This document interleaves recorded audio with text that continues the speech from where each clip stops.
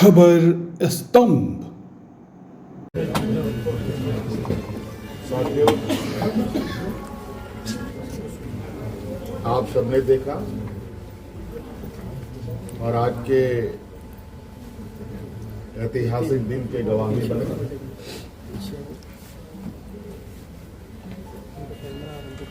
आज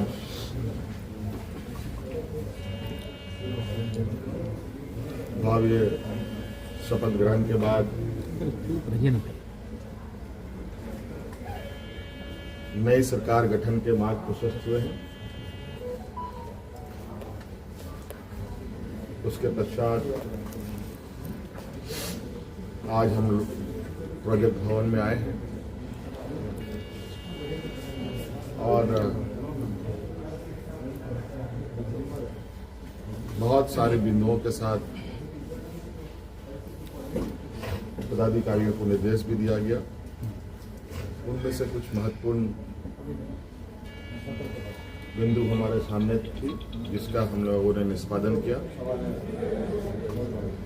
आप सब लोगों ने देखा और आप सब लोगों को मालूम है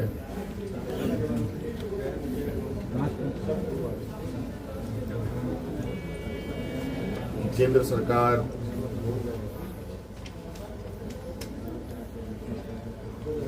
देश की रक्षा हेतु अग्निवीर जैसी कार्यक्रम को चला रही है।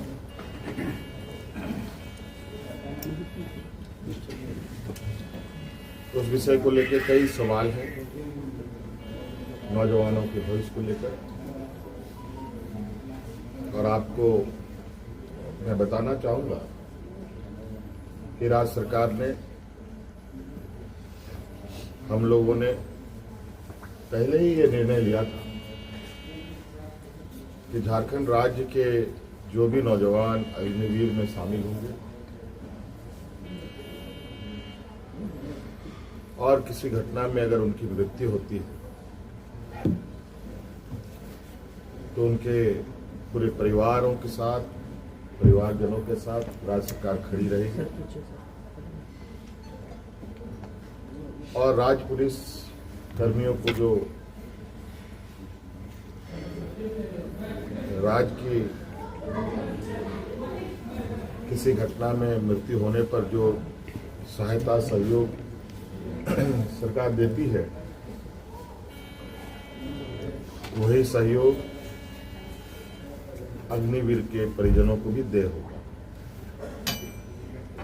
आपको मालूम है कि अभी कुछ दिन पहले ही असम के सीमावर्ती क्षेत्र में उग्रवादी घटना में 21 या 22 तारीख का दिन है, जहां झारखंड का एक नौजवान चंदन क्यारी, बोकारो जिले का एक क्षेत्र है, वहाँ का एक नौजवान अर्जुन महतो जो वीर गति को प्राप्त हुआ, उनको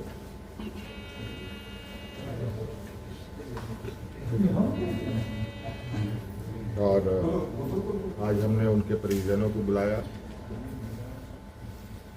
उनके भाई को हम लोगों ने एक नियुक्ति पत्र दिया और 10 लाख रुपए अनुदान भी उन्हें उपलब्ध कराया गया और उनके भाई बलराम महतो बोकारो समाहरणालय में चतुर्थ वर्ग के पद पर उनको नियुक्त भी किया गया।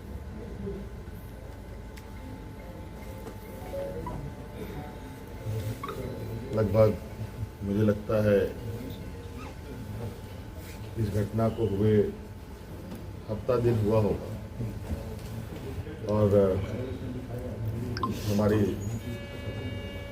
कोशिश थी कि अविलंब उनको ये सहायता उपलब्ध कराया जाए, क्योंकि आप सबको मालूम है कि राज्य में आचार संहिता लागू था सरकार गठन की प्रक्रिया चल रही थी और सरकार गठन होने के पहला कदम हम लोगों ने उस पीड़ित परिवार के साथ खड़ा होने का अपना संकल्प पूरा किया। इसके अलावा आज सभी विधायकों को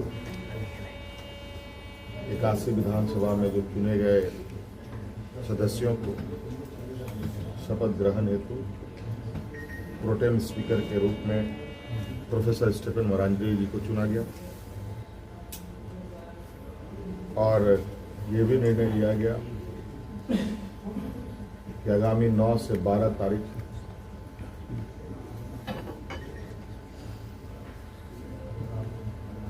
सरकार का प्रथम सत्र आहूत होगा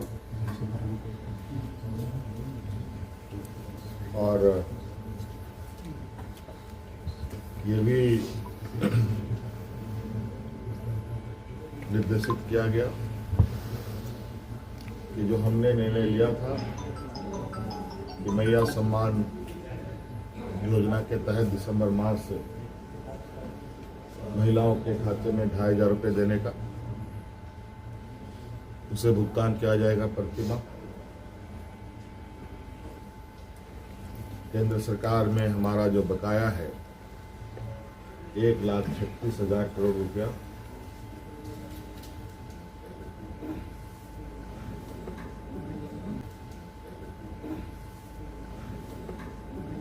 जो केंद्र सरकारी उपक्रमों पर है उसकी वसूली के लिए कानूनी कार्रवाई प्रारंभ की जाएगी।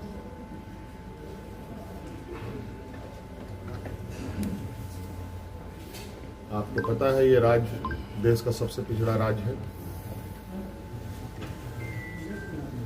यहाँ पर सामाजिक सुरक्षा, सोशल सिक्योरिटी अत्यंत महत्वपूर्ण और आवश्यक है। इसके तहत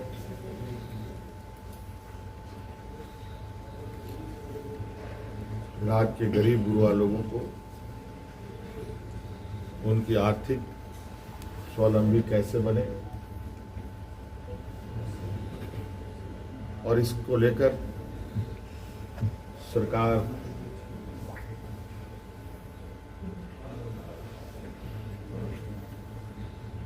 को अपनी आय बढ़ाने की आवश्यकता होगी। इसके लिए नए स्रोत खोजे जाएंगे। खनन क्षेत्र में लागू या चल रहे पुराने करों की समीक्षा होगी और उसमें वृद्धि एवं न्यायिक मामलों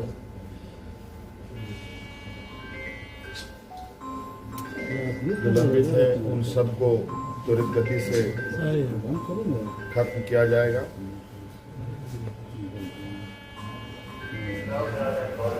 खनन क्षेत्र में कितने अधिक करें बढ़ाई जा सकती है इस पर सरकार आगे बढ़ेगी। आप सबको मालूम है कि हम लोगों ने उत्पाद सिपाही में भर्ती की प्रक्रिया पूरी कर ली है, लेकिन इस प्रक्रिया के तहत बड़े पैमाने पर नौजवानों की जाने गई हैं, जो बहुत ही दुखद घटना के रूप में हमारे सामने आया है।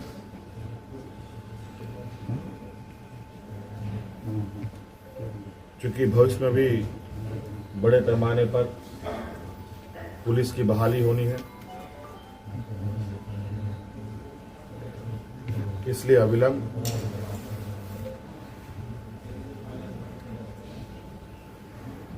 पीछे हुए नियुक्ति में जो घटना घटी है उसकी समीक्षा की जाएगी।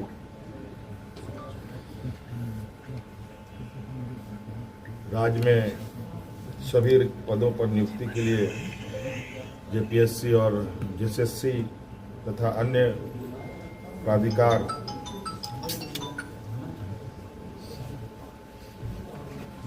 1 जनवरी 2025 के पूर्व परीक्षा कैलेंडर प्रकाशित किया जाएगा और जो लंबित रिजल्ट्स हैं उनको प्रकाशित किया जाएगा। साथ साथ में यह भी निर्णय लिया गया, असम में जो वहाँ के चाय बागान में बरसों बरस से यहाँ के मूल वासियों को ले जाया जा करके जो वहाँ बसे हैं, जो विशेषकर जनजातीय समूह जो झारखंड मूल के हैं, उनकी दशा एवं उनके भविष्य में दिए जाने वाले सुविधा का अध्ययन के लिए सर्वदलीय प्रतिनिधि मंडल एवं पदाधिकारियों का दल असम जाकर जमीनी स्तर पर अध्ययन करेगी और सरकार को प्रतिवेदन सौंपेगी। ये कुछ महत्वपूर्ण बिंदु आपके हम समक्ष हमने रखा है। बाकी चीज़ें और भी है जो हम समय समय पर आप सब लोगों के समक्ष अवगत कराने का काम करें। फ्लोर टेस्ट जो है खबर स्तंभ।